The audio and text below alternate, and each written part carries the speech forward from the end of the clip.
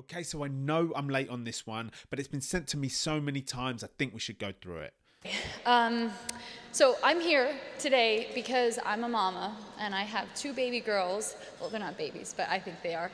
James and Inez, and they are my world. And I would do anything to protect them. I would literally die for them without a moment's thought. And for those of you who have children, I think you know what I'm talking about. I mean, if you think of what you would do for your child, I don't think there's anything you wouldn't ask of yourself. So it got me thinking, you know, what is the value of a single child's life? And what is the value of a child's life who isn't our own? Like, what is her little life worth or his little life worth, you know? And the sexual exploitation of children is something that isn't happening rarely. It's not happening worlds away. It's happening right here and right now. So to show you guys that, while I'm talking, there's a map right here.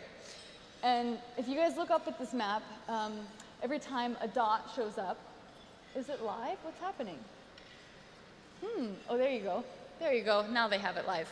So every time a dot shows up, that is someone that's trading or viewing child pornography right now as we speak. So that's how prevalent this is. And I didn't really know what child pornography was. You know, we all sort of have an idea of it, and I was afraid to ask as a mother, you know, because it would be very painful to hear. And I felt like I had to ask, though, and I feel like I have to share it with you guys now. And it is disturbing, and I want to warn you, but I feel it's my responsibility to tell you guys because it is the truth. And I believe if we all knew this, we would dedicate much more of ourselves to stopping it. So when I asked what child pornography entailed, yes, it's nude images of boys and girls under the age of 18. But now, because of high-speed internet, it's also videos very prominently. And videos of kids, and by kids I mean prepubescent, visibly prepubescent. And they make the distinction because of the internet and there's so much content, these pedophiles are desensitized. Because of that, the kids are getting younger, and the content is getting that much more devastating. So when this law enforcement officer told me this, I asked him how young are the young kids he's seeing, and he told me infants. And I have a 6-month-old baby. So I said, what does that mean, you know? Like, what does an infant mean? And he said, with the umbilical cord still attached. I know, it's so devastating to hear this, and I'm really sorry to share this. Okay, let's just take a moment. So, this is Blake Lively, a massive celebrity actress in the US. She's speaking openly on stage at a event about child pornography and the issue that we have got on our hands, right? So the first things I want to be thankful for is that she's doing this. I feel like it's a very brave thing for her to do, but an incredible thing for her to do, especially as she relates it to her own children at the start. She's speaking in real terms.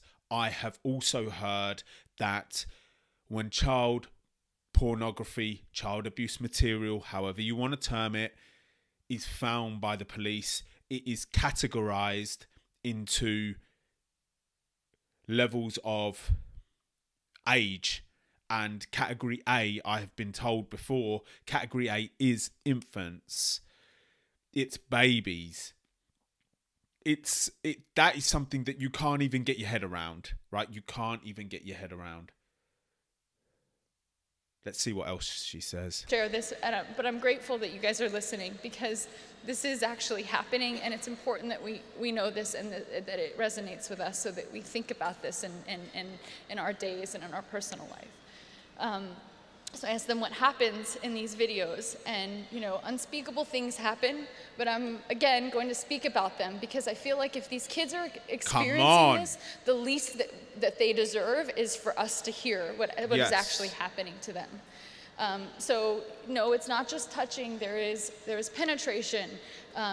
There is extreme torture and bondage. There is bestiality, which is having an animal penetrate the child or infant.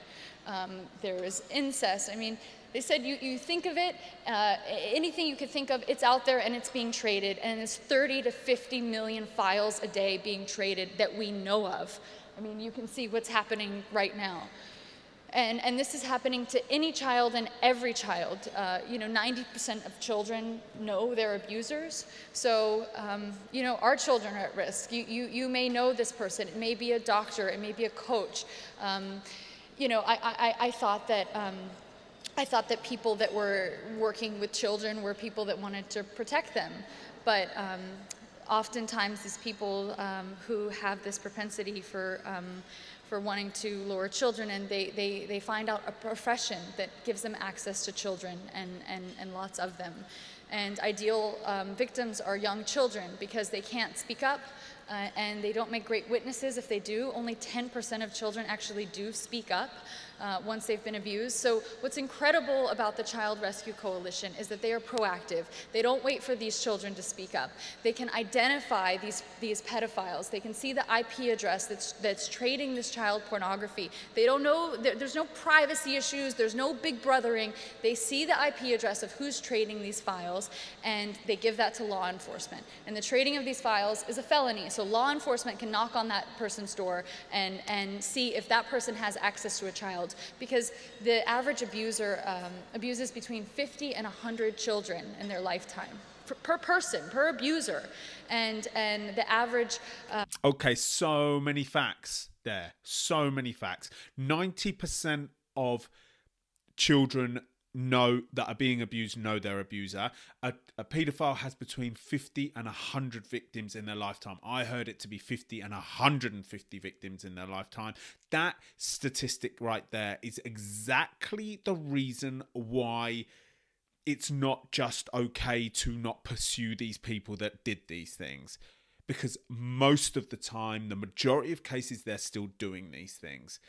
She's just pulling out great facts. And actually that charity that she's talking about, Child Coalition Rescue, it's a great organisation online. They create great work. So keep going. Person that views child pornography, between 55 and 90% of people viewing it are actually hands-on abusers or will become abusers. And you think that sounds like a lot, 50 to 100, maybe that's unrealistic, but the kids age out of the age that they stay silent, or they age out of the sexual preference of the predator. And I was told the story of an oncologist, a pediatric oncologist who was raping his children with cancer by the hundreds. And there was a nurse who was working with children with mental and physical disabilities. And when he was caught, they asked him how many children he abused. And he looked outside the window at the snow and said, "How many snowflakes are there outside?" So this is so prevalent, and I want you guys to know this, and I want it to resonate with you, and I want you to see that the Child Rescue Coalition, in just 3 years, has found 9,000 predators so far. They have saved 2,000 children.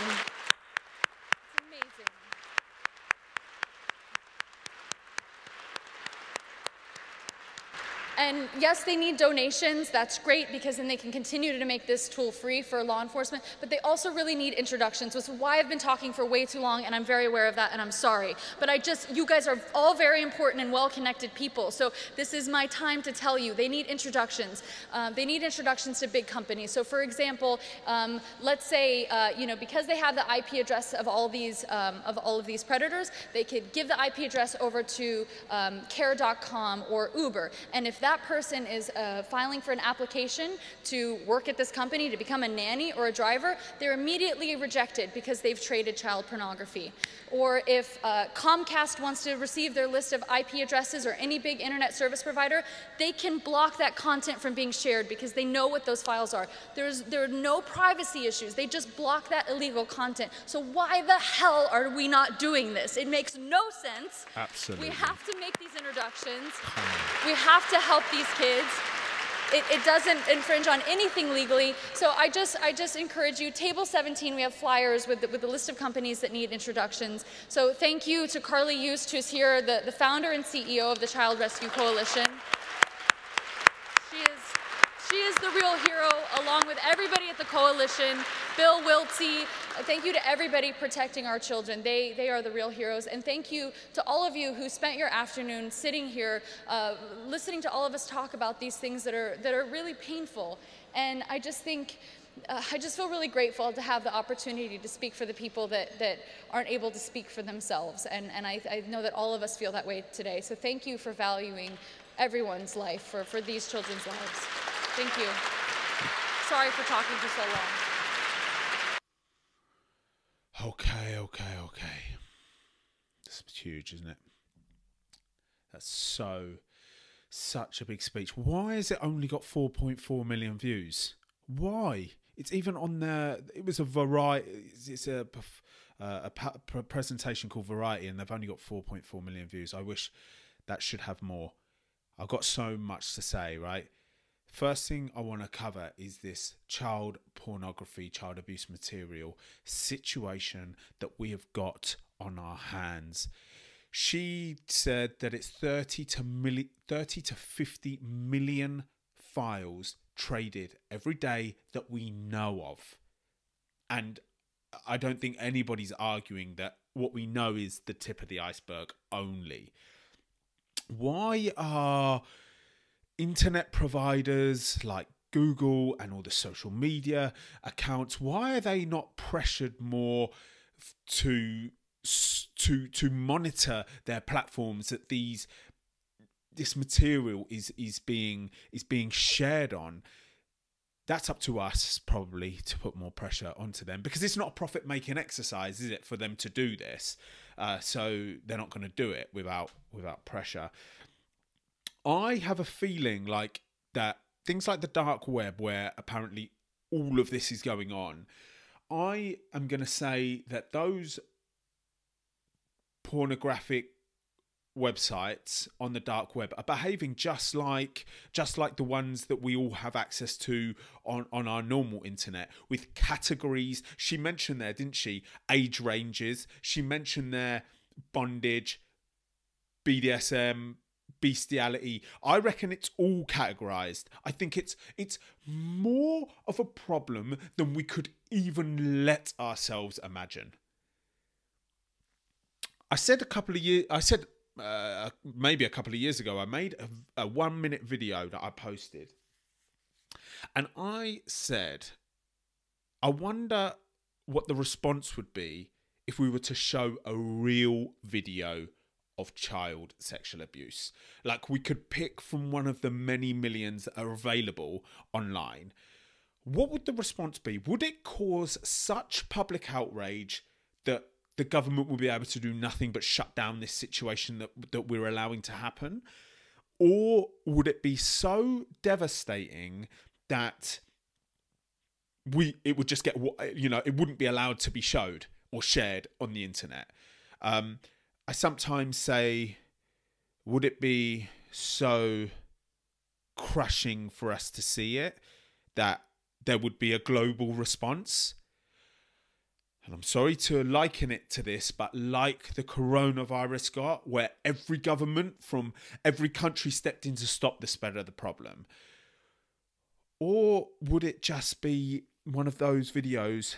Would it just get wiped off the internet because it's too horrific to see?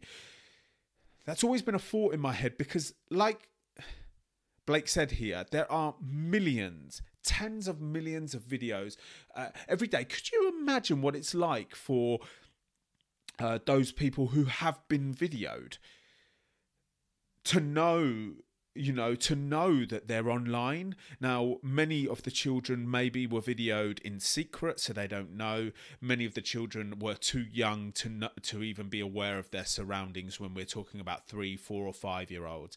But imagine let's just take an example of the older children who knew they were being videoed and know that their material is being circulated online, watched by God knows how many people, and actually, how can they ever find themselves?